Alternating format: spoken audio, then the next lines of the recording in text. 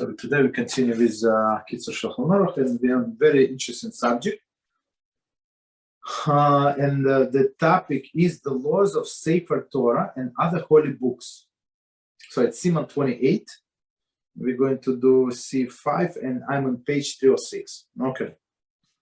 So it says, Sefer Torah that has become worn out, we hide it away, there is buried. Okay. These laws applies as well to the other holy books and the holy scriptures and the holy articles. It is prohibited to burn them. See Shulchan Aruch 154.3. Okay, so let's see.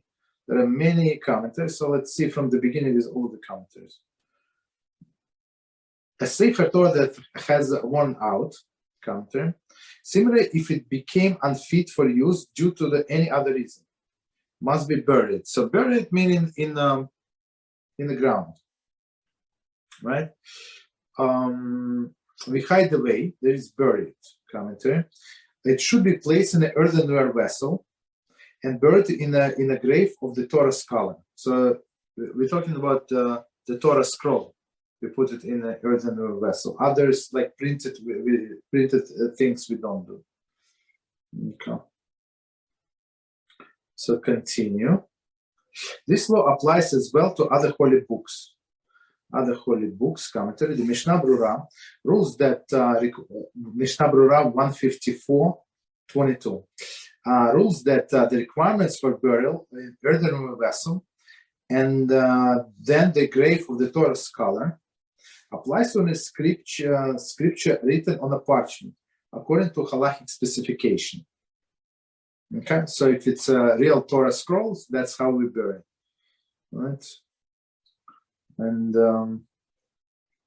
the books of the Holy Scripture. So regular printed books, we just have to bury it. Okay, so commentary. Papers that have Torah thoughts written on them may not be thrown into the garbage. Okay, and the Holy Scriptures and the Holy Articles. So commentary said, Tefillin and mezuzahs, in which the holy name is written, must be buried when no longer fit for use. Okay. It is prohibited to burn them.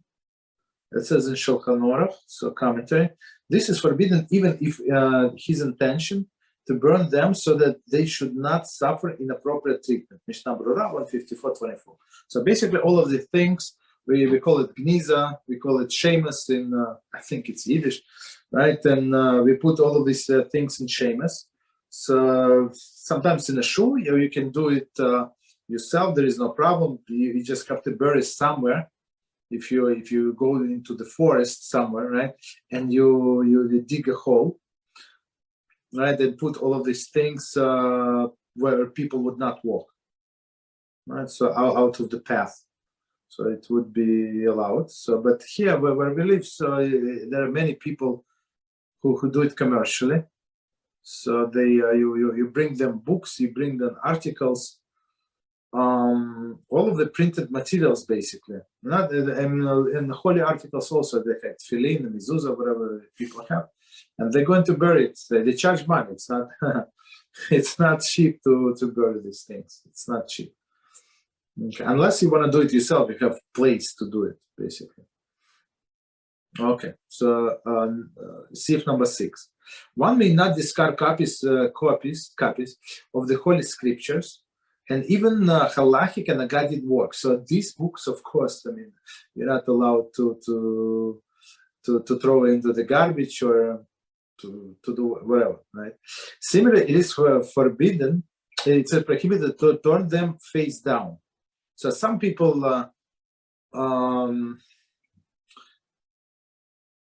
who are new, let's say, right? So they would come to the shul, and they would put the book face down.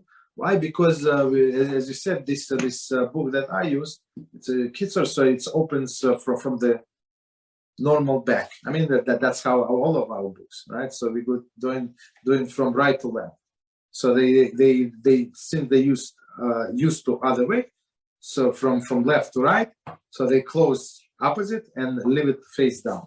That's a big disgrace to the book. So always try to be careful. No, not try, but try to be careful not to put the books face down. And if it finds that they have been placed face down, he must set it down properly. Okay, so he has to turn over. Okay, and I just want to add to this Sif number 5. So it's actually drains to other things. Like for example, we have this from religious. I'm not sure how the religious they are, but newspapers, right? So of course there is a lot of Lashon Hora in these newspapers, but there's some Torah articles, right? So these articles you're not allowed to discard all the Lashon Hora, all of this news. Of course you're allowed to put the garbage, but the Torah thoughts you're not. So some people, I don't know why they think that allowed, but our poskim say it's not allowed. So for example, we have this magazine. Again, this magazine, these articles, there's some advertisements, of course, religious, non-religious. So basically, it's a lot of Torah, not a lot, I don't know, it's 30% of Torah. So all of this 30% of pages we cut away. We have to put into Shemus, and the rest we can recycle. It's a regular paper. Okay, so number 7. One may not urinate in the presence of the Sefer Torah or Sefarim. In case of the need, one may provide. I'm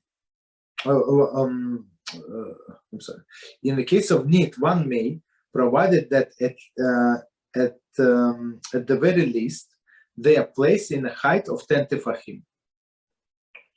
So 10 tefachim, commentary 31. And a half, and between 31 and a half and 37.9 inches. It's approximately 80 to 96 centimeters. Okay, so basically they are like kind of high. But as we are learning before, I think in the laws of the Shema, I think, right? So you're allowed also to create a partition. So for example, if people live in one room, that's it used to be. They have all of these rooms and bedroom and living room and everything is in one room. All of the members of the family. That was the life in the olden days, right? And in this same way, in the same room, you have holy books, and in the same room, people would go to the bathroom. I mean, there was no like indoor plumbing, so they would just create a partition. Okay, so continue. Sif number 8. One should not make covers or garments from the holy articles, from the material that had served as from a material that have served as a mundane purpose. After the fact, if they are already made, they may be used. However, the material that had been used for idolatry, one may not use even after the fact. So let's try to understand. So one more time, and there is a commentary. One should not make covers or garments. Covers, commentary. There is covering for the bima, the table from which the Torah is read, or garments. 20. There is a mantle wrapped with the Sefer Torah. For a holy article, commentary. Similarly, wrapping for tefillin, the mezuzahs must also be not made from the material used for mundane purposes. So basically, the table from which Torah is read is a proper to cover. Right? They usually have this like velvet cover with embroidery, beautiful thing, right? So they say you cannot like it. Like maybe it was. It was used to be as shades, I don't know, in curtains, like curtains in a rich man's house, and it's beautiful, very expensive. Now he wants to buy a new one, and he donates the old one to the shul, right? So we cannot use those for the table covering of the bima or for mantle, right? As we said, for Ashkenazic Torah, so if we use this mantle from material. In Sefarim, they have like wooden box, and it's in silver and stuff like that. So, or they say even back for tefillin. Okay, so all of this, since it was used for mundane purpose, you cannot use another for holy purpose. Okay, but they say after the fact, if they were already made, they may be used. Okay, so after the fact, okay, don't throw them away. However, material that had been used for idolatry may not be used even after the fact. So whatever is used for idolatry, and we actually learned it in our morning class. Today we started laws of forbidden wine that is touched by a non-Jew, right? So idol worshiper, or we said if a Jew that does not keep Shabbos, if he touches this wine and shake it, and this wine is not cooked, you're not allowed to drink it. You have to spill it, and in some cases, in the case of the doubt, you can derive some benefit, not to drink it, but to sell it, right? And we said there is no minimum quantity. So same here, there is no minimum quantity. If it was once used for idolatry, you have to destroy it. Okay, as Rabbi Reuben said, the only mitzvah is the wig that come from idolatry, and all of them comes from idolatry, part of them at least, and even one hair. If there is a suspicion that even one hair in this wig comes from idolatry, there's only one mitzvah to do with them, is not to wear, but to burn them, to destroy idolatry from the world.